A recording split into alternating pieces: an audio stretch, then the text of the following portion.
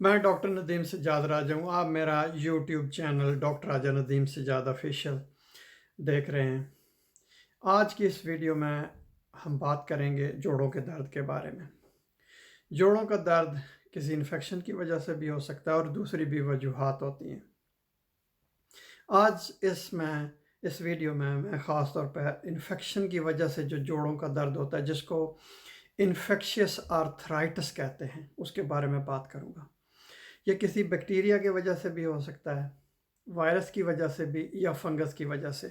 اس میں ہوتا یہ ہے کہ جو جوڑ ہوتا ہے، عموماً گھٹنے کا جو جوڑ ہوتا ہے وہ اس میں زیادہ انفیکشن ہوتی ہے، لیکن جسم کا کوئی جوڑ بھی متاثر ہو سکتا ہے، اور کئی دفعہ ایک سے زیادہ جوڑ بھی متاثر ہوتے ہیں۔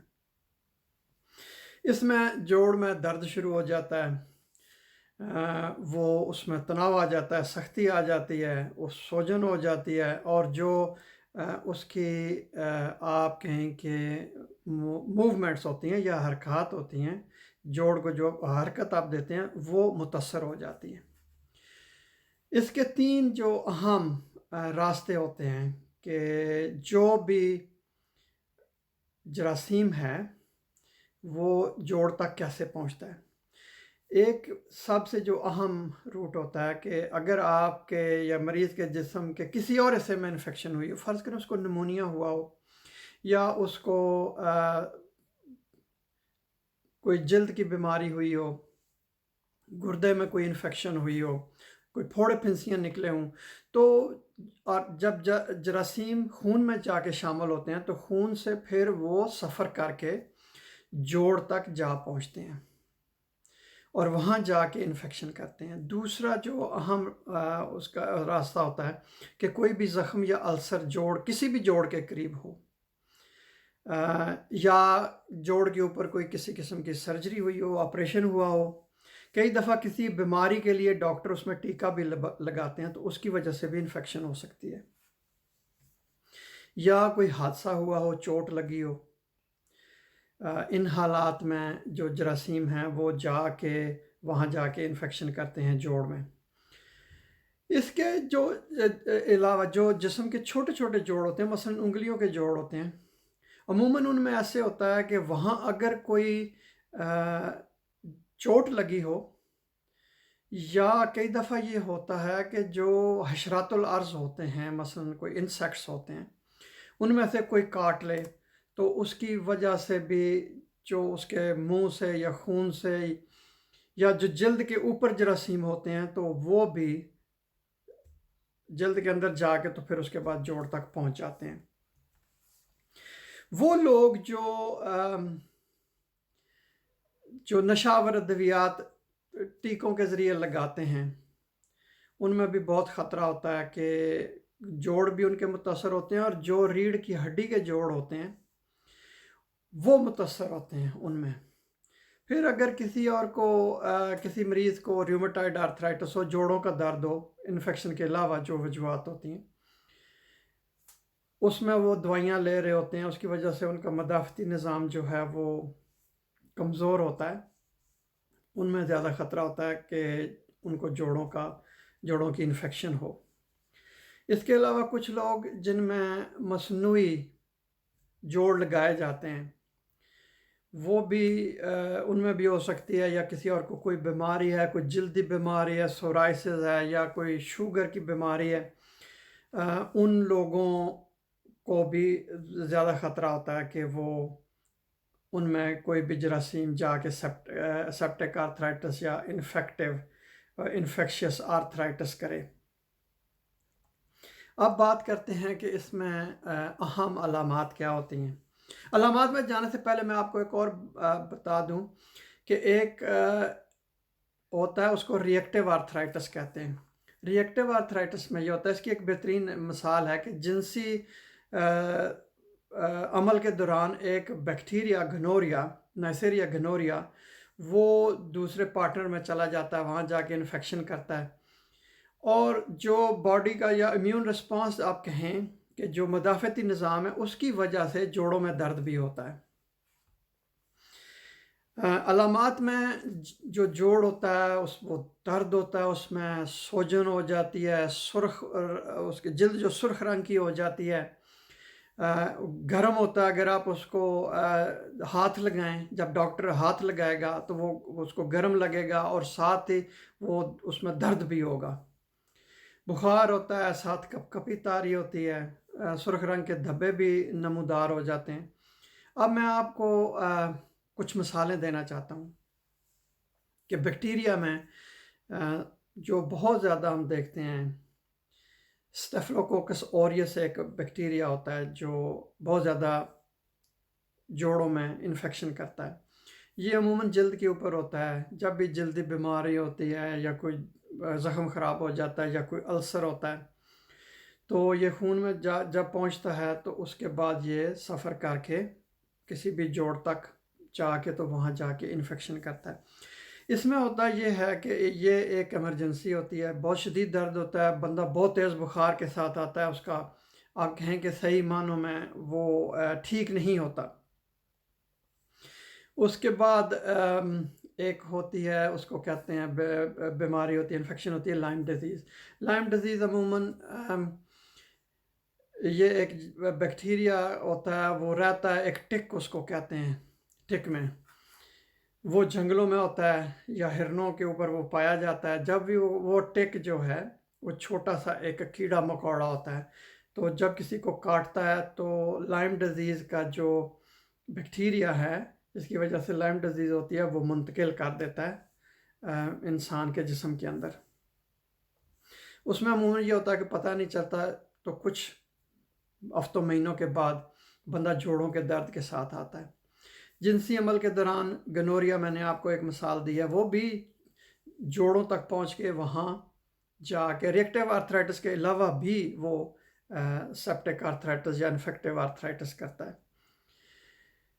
ہیموفیلس انفلوئنزی، اسٹریپٹوکوکس، اس طرح کے بے شمار مثالیں ہیں۔ اسٹریپٹوکوکس گروپ اے یا دوسرے جو اس کی اسپیشیز ہوتی ہیں وہ بھی کرتی ہیں انفیکشس آرتھرائٹس۔ جن علاقوں میں ٹیوبرکلوسس یا ٹی بی بہت زیادہ ہے، وہاں پہ بھی بہت سارے کیس آتے ہیں انفیکشس آرتھرائٹس کے۔ اب بات کرتے ہیں وائرسز کے بارے میں۔ جو عام نزلہ زکام والے وائرس ہیں وہ بھی جوڑوں میں جا کے انفیکشن کرتے ہیں، یا HIV ہے، وہ وائرس جو یرکان کرتے ہیں یا ہیپاٹائٹس کرتے ہیں، روبیلا وائرس ہے، مامپس ہے، پارو وائرس ہے۔ عموماً یہ ہوتا ہے کہ جب وہ جسم سے نکل کے جاتے ہیں وائرس، اپنا بیماری کا وہ دورانیہ پورا کر کے، تو بندے کو بھی آرام آ جاتا ہے۔ لیکن HIV میں ہوتا ہے، اس میں مسئلہ ہوتا ہے کہ وہ لمبے عرصے تک جوڑوں کا درد رہتا ہے۔ اب اس کی تشخیص کیسے کی جاتی ہے؟ تو جب مریض جاتا ہے ڈاکٹر کے پاس تو ڈاکٹر اس کا معائنہ کرتا ہے، سارے دیکھ بھال کرنے کے بعد پھر وہ فیصلہ کرتے ہیں۔ اگر وہ سمجھ رہے ہیں کہ یہ بیکٹیریا کی وجہ سے یا فنگس کی وجہ سے، پھر وہ ایک سوئی ڈال کے یا سرنج کے ذریعے سے جوڑ کے اندر سے وہ جو فلوئڈ ہے وہ نکالیں گے۔ فلوئڈ آپ کو پتہ ہے کہ وہ پانی سا اس کے اندر ہوتا ہے، جس میں یا پس پڑی ہوگی، پیپ پڑی ہوگی، اس کو نکالیں گے۔ اس کو نکال کے، اس کے نکالنے سے بھی بندے کو تھوڑا سا فرق، آرام آتا ہے۔ اس کو لیبارٹری میں بھیجیں گے چیک کرنے کے لیے کہ اس کی وجہ کیا ہے۔ اگر کوئی بیکٹیریا ہے تو پھر اس کے اوپر مزید وہ ٹیسٹ کریں گے کہ کون سی دوا اس کو مارے گی۔ وائرسز میں اس کے بھی ٹیسٹ کریں گے، خون کے نمونے لے کے بھیجیں گے دیکھنے کے لیے کہ کون سا وائرس ہے۔ اسی طرح وہ جو محلول سا وہاں سے لیا ہے، پانی سے لیا یا فلوئڈ لیا ہے، اس کو بھی فنگس کے لیے بھی بھیجیں گے۔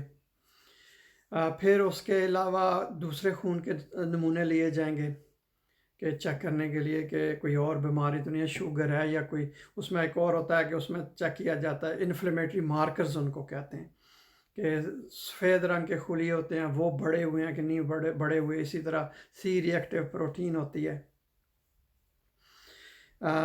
اس کے بعد پھر ایکس رے اگر ضرورت ہو، اگر CT اسکین کی ضرورت ہو یا MRI کی ضرورت ہو تو اس کے مطابق مزید ٹیسٹ کیے جاتے ہیں۔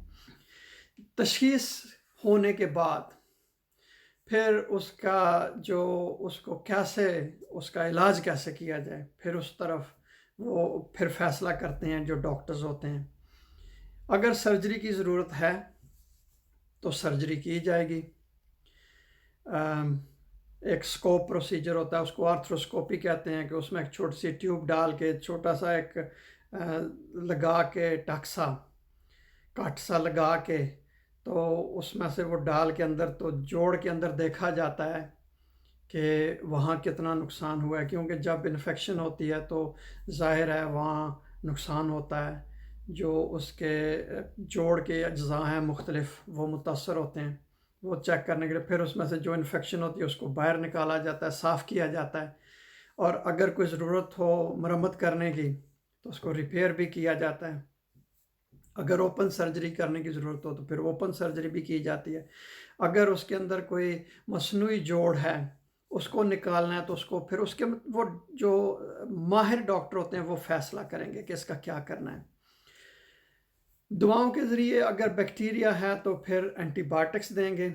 बंदे को अस्पताल में दाखिल होना पड़ेगा क्योंकि शुरू में नस के ज़रिए से एंटीबायोटिक्स दी जाएंगी। वायरसेस में अमूमन ज़रूरत नहीं होती, लेकिन कुछ वायरस जिनकी एंटीवायरल्स हैं उन उसके मुताबिक एंटीवायरल्स दी जाएंगी। एंटीबायोटिक्स अमूमन 4 से 6 हफ्ते तक, लेकिन कुछ में ज़्यादा भी देनी पड़ती हैं, कुछ में 3 हफ्ते तक। ये मुनसर होता है कि कौन सा जो है ऑर्गेनिज़म जो जरासीम है वो इन्फेक्शन कर रहा है। उसके बाद इससे बचा कैसे जा सकता है। अगर आप जिस एरिया में लाइम डिजीज़ है अगर वहाँ रह रहे हैं तो टिक रिपेलेंट लगाएं, लंबे जूते पहने, लंबे बूट पहने, लंबी पैंट पहने, पूरे बाजुओं वाली शर्ट पहने, और कोशिश करें कि आप उन इलाकों में ना जाएं जंगलों वगैरह में। इसी तरह आप सेफ सेक्स करें या इससे परहेज़ करें। अगर आपको कोई जल्द की बीमारी है तो उसका बर वक्त इलाज करवाएं ताकि उससे भी बचा जा सके। जिस तरह हीमोफिलस इन्फ्लुएंजा उसकी वैक्सीन है।